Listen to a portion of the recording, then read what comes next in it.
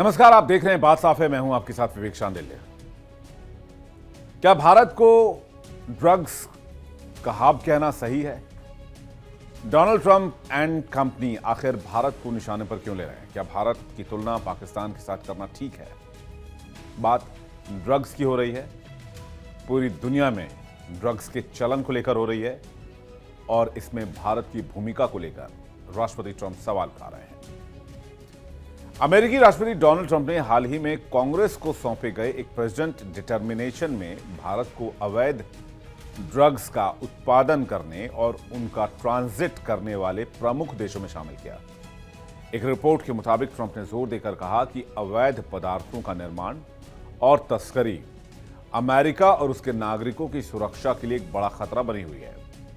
अमेरिकी विदेश विभाग की माने तो ये लिस्ट भौगोलिक, व्यापारिक और आर्थिक आधार पर तैयार की जाती है जो ड्रग्स की तस्करी या उत्पादन को बढ़ावा देते हैं।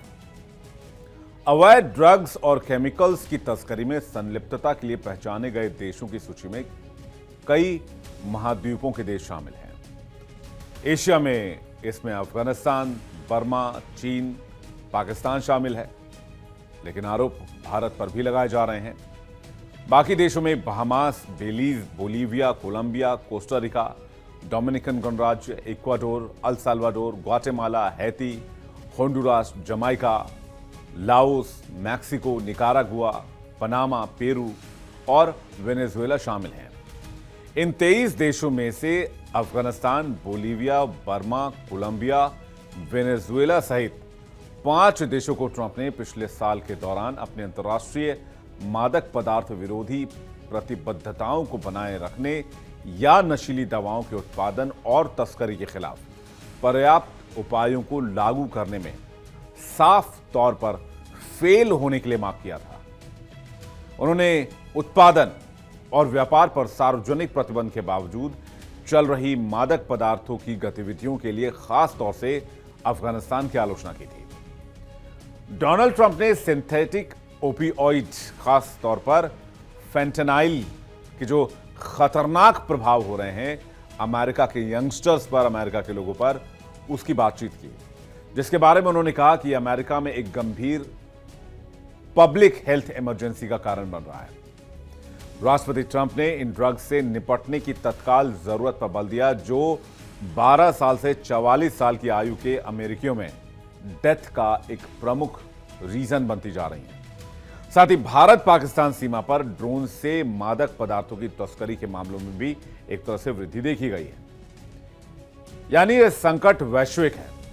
इसके लिए सिर्फ भारत को या भारत के साथ साथ दूसरे देशों की बात करते हुए भारत को इस कैटेगरी में रखना ठीक नहीं है, क्योंकि जहां तक भारत की बात है, भारत की भौगोलिक स्थिति इसे ड्रग्स की तस्करी का एक महत्वपूर्ण केंद्र बना देती है।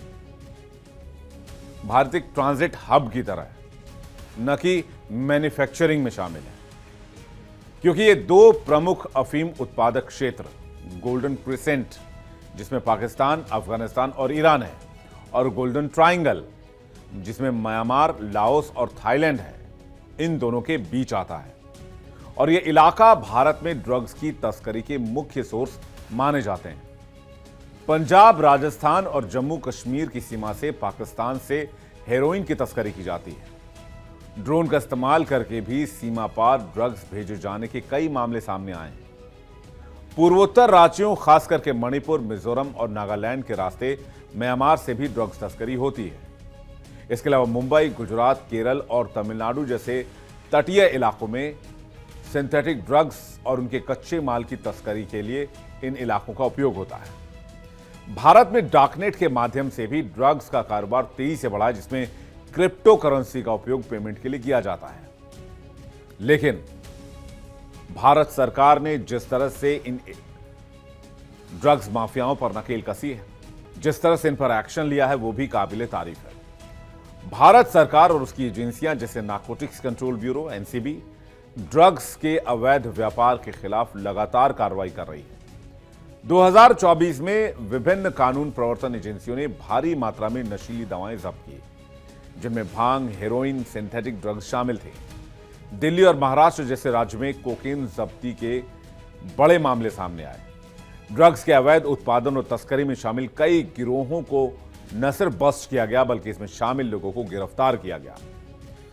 भारत में वैसे तो अवैध ड्रग्स के कारोबार का अनुमान लगाना मुश्किल है।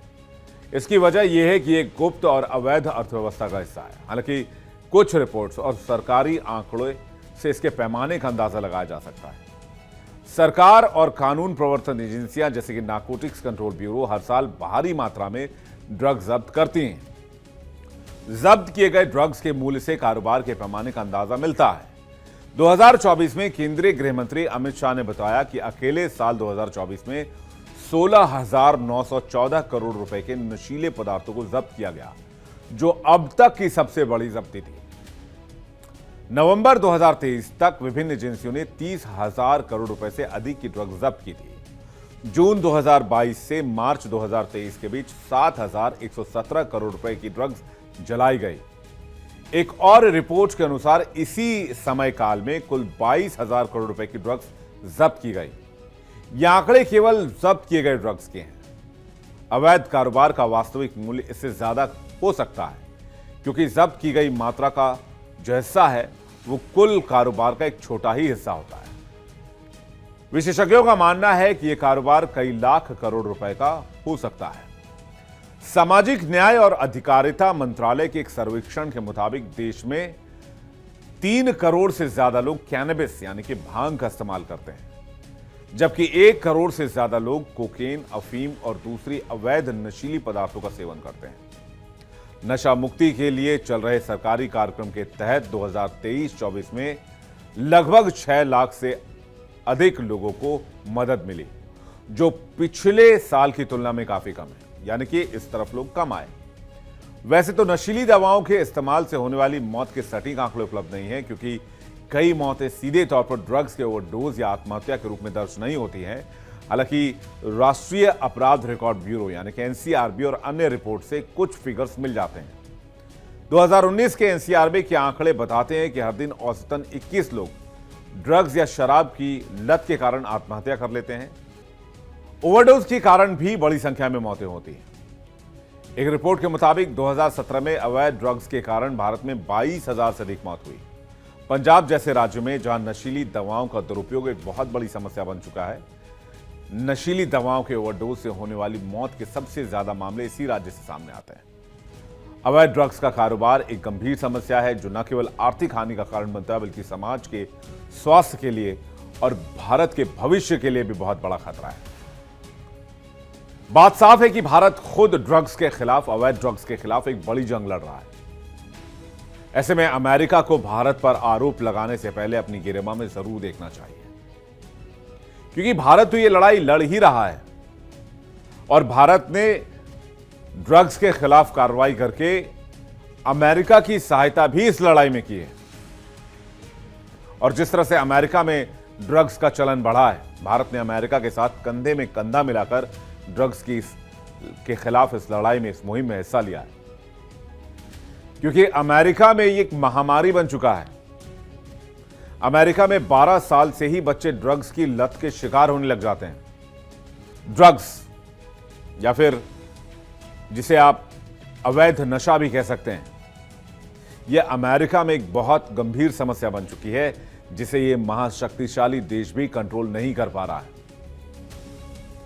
दुनिया की सबसे विकसित और शक्तिशाली अर्थव्यवस्था माने जाने वाले अमेरिका के सामने कई चुनौतियां खड़ी हैं।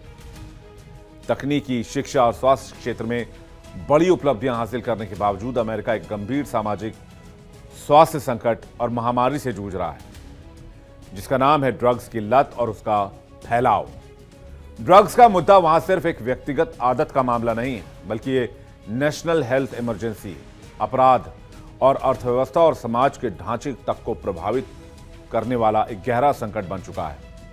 अमेरिका में ड्रग्स की स्थिति और आंकड़े क्या कहते हैं? अमेरिका में ड्रग्स का इतिहास नया नहीं है, लेकिन बीते कुछ दशकों में इसकी गंभीरता ने महामारी का रूप अख्तियार कर लिया है। सबसे पहले बात करते हैं ओपियोइड संकट की, जिसे ओपियोइड क्राइसिस के नाम से जाना जाता है, जो कि वहां की सबसे भयावह और गंभीर समस्या है। हेरोइन, मॉर्फिन, ऑक्सीकोडिन, फेंटेनिल जैसी दवाओं का गैर कानूनी और अत्यधिक प्रयोग लाखों लोगों की अमेरिका में जान ले चुका है।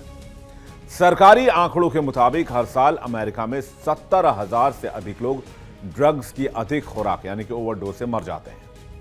लगभग 2 करोड़ अमेरिकी नागरिक किसी न किसी प्रकार से नशे के लत से जूझ रहे हैं। ड्रग्स के कारण होने वाली मौत अब सड़क दुर्घटनाओं और बंदूक हिंसा यानी कि गन कल्चर से भी ज्यादा हो चुका है। इन आंकड़ों से साफ है कि यह समस्या कुछ लोगों तक सीमित नहीं है, बल्कि पूरे अमेरिका के समाज को जकड़ चुका है, खासकर युवाओं को। ड्रग्स की सबसे बड़ी चोट अमेरिका के युवाओं पर पड़ी है।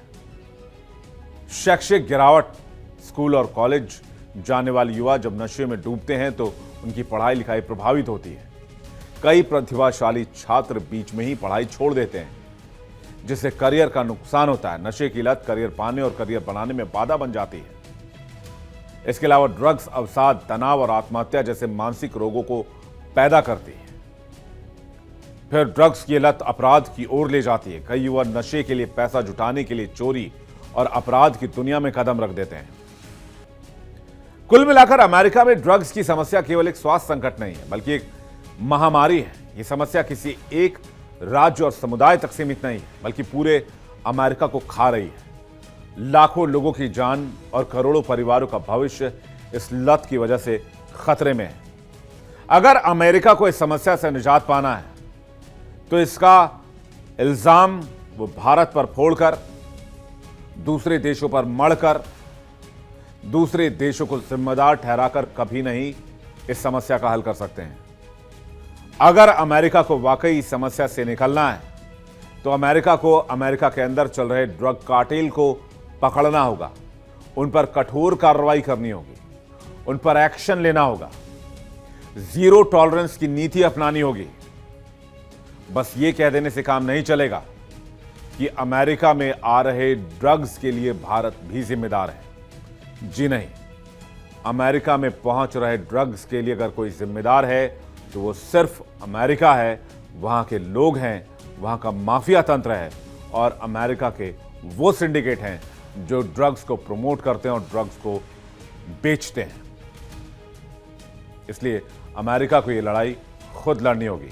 हालांकि भारत इसमें लंबे समय से अमेरिका का साथ देता आया है, लेकिन जिस तरह से इस बार ड्रग्स के मामले में भारत का नाम अमेरिका ने घसीटा है, ये वाकई निंदनीय है। बात साफ है, में फिलहाल इतना ही। अब आप समझ गए होंगे अमेरिका अपने प्रॉब्लम्स के लिए कैसे ठीकरा दूसरे देशों पर फोड़ रहा है, अपने क्लोज अलाइज को जिम्मेदार ठहराता है। चलिए चलते हैं न्यूज रूम और करते हैं इस पर डिटेल से चर्चा। स्वागत है आपका न्यूज रूम में। जैसे कि मैंने आपको भी बताया कि ड्रग्स का मामला अमेरिका में किस तरह से एक विकराल समस्या बनता जा रहा है। अमेरिकी सरकार इससे जूझ रही है, अमेरिका के लोग इससे जूझ रहे हैं। ड्रग्स एक विकट स्थिति बनी हुई है और इससे पहले भी अमेरिका में ड्रग्स को लेकर और खासकर अमेरिका के आसपास मैक्सिको को ले ले, कनाडा को ले ले, ड्रग्स को लेकर कई सारे इश्यूज देखने को मिले और कई सारी मूवीज बनी हैं, कई सारी सीरीज बनी हैं। पाब्लो एस्कोबार एक ऐसा नाम है जो ड्रग कार्टेल के नाम तौर पर अमेरिका और लैटिन आसपास के लैटिन देशों में काफ़ी फेमस हुआ, मशहूर हुआ। इस पर कभी काफ़ी सारी सीरीज बनी। तो ड्रग्स और अमेरिका दोनों एक दूसरे के साथ बहुत दशकों से जुड़ते चले आए हैं। यहाँ तक कि मारिजुआना, जो कि इंडिया में एक दशक के बाद, आज़ादी के एक दशक के बाद इलीगल कर दी गई, वो अमेरिका में लीगल कर दी गई और अमेरिका में आज भी कई स्टेट्स में मारिजुआना लीगली आप वहाँ पर खरीद भी सकते हैं और इस्तेमाल भी कर सकते हैं, अमेरिका में, यूएस में।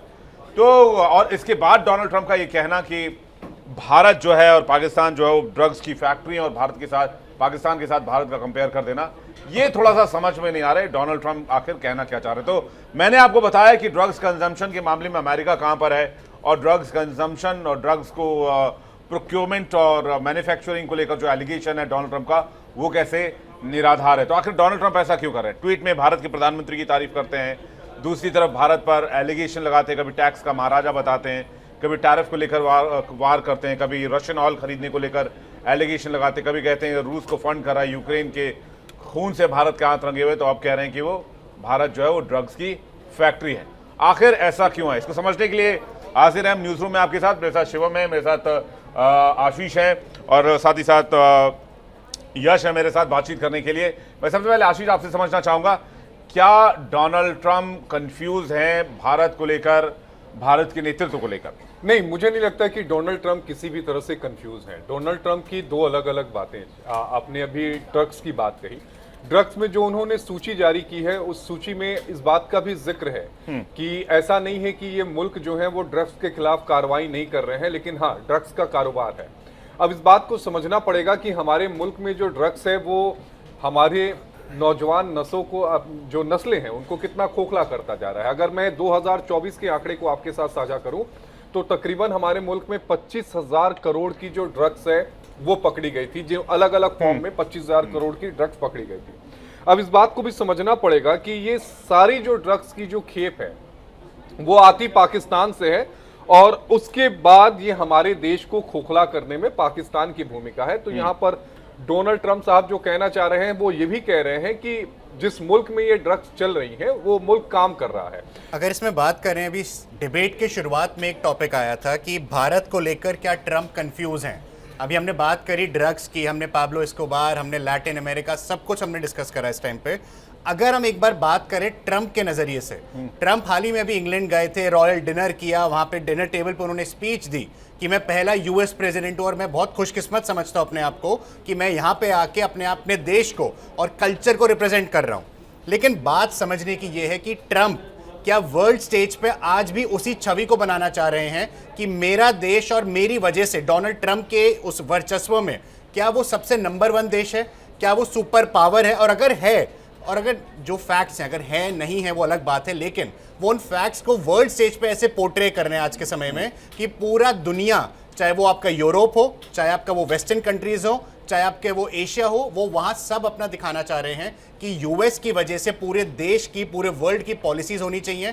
टैरिफ को लेके हमने पिछले इतने दिनों में हमने बात करी, हमने शोज देखे, हमने उनकी टिप्पणियां सुनी कि टैरिफ की वजह से इतना इतना उनको बहुत कुछ फायदा होने वाला है पूरी दुनिया को। लेकिन उसका रियलिटी क्या है? आज यूएस के अंदर सब चीजें महंगी हैं। आज एक आम आदमी को, जो हमने बात भी करी पहले के न्यूज रूम शोज में, आम आदमी को राशन जो $80 में मिलता था आज वो $110 का मिल रहा है। ये सब वो चीजें जो ट्रंप के अगेंस्ट जा रही हैं। वर्ल्ड पावर में आज ट्रंप अपने आप को ऐसा दिखाना चाह रहे हैं कि मेरी वजह से पूरी दुनिया है, लेकिन ऐसा सच नहीं है। मामला गंभीर है दोनों तरफ से। एक तरफ ड्रग्स का मामला है जिसमें इसको देखिए समझने के दो पहलू हैं। देखिए मेजरली जो मेरे को यहाँ पर लगता है, डोनाल्ड ट्रंप जो पहले टर्म में आए थे और डोनाल्ड ट्रंप जो 2.0 है, उसमें जमीन आसमान का फर्क है। अच्छा, तो जमीन कौन सा है और आसमान कौन सा? जमीन अच्छी है, जमीन पर पांव रहने चाहिए जब इनके पहले थे। नहीं तो ट्रंप जब पहली बार आए थे तो वो जमीन पर थे या आसमान पे थे? हाउडी मोदी था, नमस्ते ट्रंप था। इस बार भी था? नहीं, इस बार यहाँ पर हवन हुआ था डोनाल्ड ट्रंप के नाम पर भारत में। वो गवर्नमेंट वाला तो नहीं था ना, वो जो प्यार जिसको यहाँ तो मंदिर भी है उनके नाम पे, फिर ऐसे वो तो चढ़ाइए, दूध चढ़ाइए, ट्रंप मंदिर, बिल्कुल मंदिर तक है। यहाँ प्रेम आप गए वहाँ पे कभी? मैं कभी नहीं गया, मैं जाता हूँ प्रभु श्री राम के मंदिर, वहीं उनसे आशीर्वाद लेना। ये देखिए मानव है। अब ये सुनिए, देखिए इसमें दो चीजें आपको समझना होगा कि डोनाल्ड ट्रंप बहुत ज्यादा प्रेशर में है। उन्होंने अपने आप को इतना पोर्ट्रे कर दिया, उन्होंने अपने आप को इतना सेल कर दिया कि मैं ये बदल दूंगा, वो बदल दूंगा, लेकिन वो कर नहीं पाए। पॉइंट ये है इसमें कि भाई ये जो इस पर जो सैंक्शंस थे, ये जो अगर आप चाबहार पोर्ट की बात करेंगे तो 2018 की अगर बात करें तो ये पहले नहीं थे, ये पहले हटाए थे, तब ये इंडिया के लिए ही उन्होंने इसमें एक्सक्लूजन किया था। लेकिन अब ईरान के साथ उनका रिश्ता ठीक नहीं है, तो हमें ये नहीं कहना है कि ये भारत के लिए स्पेसिफिकली किया गया है, ये किया गया है ईरान के लिए और उसके साथ जो एलाइज जुड़ रहे हैं उनको कट ऑफ करने के लिए। इसमें दो बातें समझने की। ईरान के साथ कौन सा एलाइज जुड़ा है शिवम? हमारे इंटरेस्ट उसके साथ जुड़े हुए हैं ना। ऑब्वियस सी बात है, आप ये कैसे कह सकते हैं कि भारत के लिए नहीं है? मैं ये जानना और समझना चाहता हूं। मैं कह रहा हूं ये प्राइमरली टारगेटेड है ईरान। 4,700 करोड़ रुपए हमने इन्वेस्ट किए। नहीं ठीक है, आपने इन्वेस्ट जो भी वहां पर किया, लेकिन वो प्राइमरी टारगेट ईरान के लिए है, उस रूट के लिए है। तो ईरान को अगर टारगेट करेंगे, अब देखिए रशिया को टारगेट करना है तो इंडिया को टारगेट कर रहे हैं ना। रशिया को टारगेट आप कैसे करोगे? अगर आपको टारगेट करना है किसी को तो आपके मित्र को, आपके परिवार को करेगा, या फिर जिसके इंटरेस्ट आपके साथ हैं, तो वो दबाव बनाने की प्रक्रिया के रूप में इसको देखा जाए। और डोनाल्ड ट्रंप जाने जाते हैं कि वो अब अपने फैसलों को वापस ले लेते हैं। एमईए की तरफ से कोई रिस्पॉन्स नहीं आया, हैप्पी बर्थडे जो है वो विश कर दिया गया, अगर कोई अपडेटेड आया तो आप मुझे जानकारी दीजिएगा। yes. और वो तमाम चीजें हो चुकी हैं, लेकिन अब इसमें क्या है, ये प्राइमरीली ईरान को टारगेट करने के लिए है, और क्योंकि इंडिया के इंटरेस्ट हैं इसीलिए ये डोनाल्ड ट्रंप की तरफ से मुझे लगता है ये करने का प्रयास किया गया। बाकी आप समझिए इसमें कई एंगल, ये जो बात शिवम आप कह रहे हैं हाँ। कि आने से पहले बड़ी बड़ी, देखिए अब क्या है कि लंबा लंबा फेंक देने और बाद में उसको साबित करने में दो चीज़ों में फ़र्क होता है। भाई आदमी कमिट तो कुछ भी कर लेता है, लेकिन बाद में कमिटमेंट पूरी नहीं होती है तो खुद को घिरा हुआ पाता है, फंसा हुआ देखता है। अब डोनाल्ड ट्रंप ने आने से पहले क्या क्या वायदे किए। डोनाल्ड ट्रंप ने आने से पहले कहा कि हम जो है वो अमेरिका जो है वो रूस यूक्रेन युद्ध रुकवा देगा, वो अभी भी जारी है। गाज़ा और इजराइल में सीज फायर करवा देगा। तो डोनाल्ड ट्रंप का ही देश यानी कि अमेरिका यूएन सिक्योरिटी काउंसिल में जाकर उसके खिलाफ सीज फायर के खिलाफ वीटो लगाते थे कि भाई सीज फायर नहीं होगा। फिर कहते हैं कि मैं अमेरिका को बदल दूंगा, अमेरिका को ग्रेट बना दूंगा, अमेरिका को मैन्युफैक्चरिंग हब बना दूंगा। एक चीज और वो भी कुछ उन्होंने नहीं कि भारत पाकिस्तान की लड़ाई भी रुकवाई है। हाँ वो भी है। वो उसको तो खैर भारत ने मना किया ही किया। अब तो इशाक डार पाकिस्तान को प्रधानमंत्री ने मना कर दिया, बोले ऐसा कुछ नहीं है, भारत ने आज तक किसी की मध्यस्थता स्वीकार नहीं की है। अब इन्होंने जब ये इलेक्शन चल रहा था तो इन्होंने बड़े बड़े प्रोमिसेस करे, जो भी प्रोमिसेस मैंने अभी गिनवाए आपको, उनमें से एक प्रॉमिस ये था, उसके बाद मैं बताऊंगा कि भारत का नाम क्यों ले रहे हैं। उसमें से एक प्रॉमिस ये था कि हम जो है वो ड्रग्स को कंट्रोल करेंगे। अब ड्रग्स अमेरिका में महामारी कैसे है वो देखिए। 2024-25 के आंकड़े मैं आपको देता हूं। 2024 में अमेरिका में ड्रग ओवरडोज से 80,391 मौत हुई।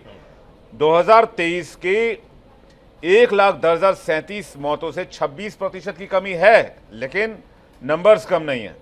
सितंबर 2024 तक के 12 महीनों में गिरावट लगभग 24% रही। फिर भी वैश्विक स्तर पर सबसे ज्यादा 18 से 44 वर्ष आयु वाली मौतों का प्रमुख कारण अभी भी अमेरिका में ड्रग्स ही है। उपयोगकर्ता देखिए कौन है, कैसे अमेरिका की नई जनरेशन, नई पौध जिसे कहते हैं, युवा नस्ल जिसे कहते हैं, वो क्या हो रहा है।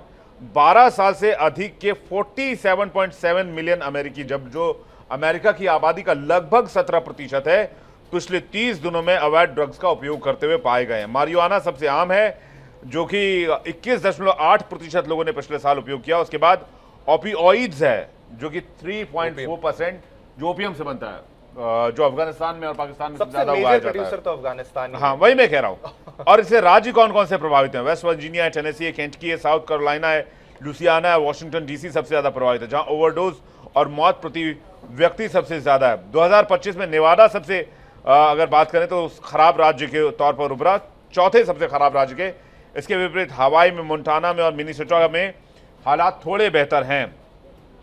यानी कि इसमें जो मेन है, मैं आपको वो भी बता देता हूं कि कौन से जो ड्रग्स हैं वहां पर सबसे ज्यादा लिए जा रहे हैं। फेंटेनिल और ओपियोइड सबसे ज्यादा घातक है। फेंटेनिल सिंथेटिक ओपियोइड है जो मॉर्फिन से 50 गुना मजबूत है और अक्सर अन्य ड्रग्स या हेरोइन और कोकीन में मिलाया जाता है। 2024 में रोजाना 200 से अधिक मौतें इसी ड्रग से हुई, जिसका मुख्य सोर्स है मैक्सिको के सिनालोआ और जेलिस्को न्यू जनरेशन कार्टेल, इसका मुख्य सोर्स है। अब जो खतरा उभर रहा है वो नाइट्राजेंस है, जो फेंटेनिल से भी 10 गुना ज्यादा मजबूत है। और एक और है जिसका नाम है टाइनेप्टाइन, जो एक नए तरह का ड्रग है, वो और ज्यादा खतरनाक। जी आशीष। देखिए, जाहिर तौर पर अभी जिसका जिक्र विवेक कर रहे थे, जब 1986 में पहली बार एनसीबी बना था, नारकोटिक्स कंट्रोल ब्यूरो जब बना था, उसके तब से ही हम लोग ड्रग्स को कंट्रोल करने के लिए लगातार कोशिश कर रहे हैं।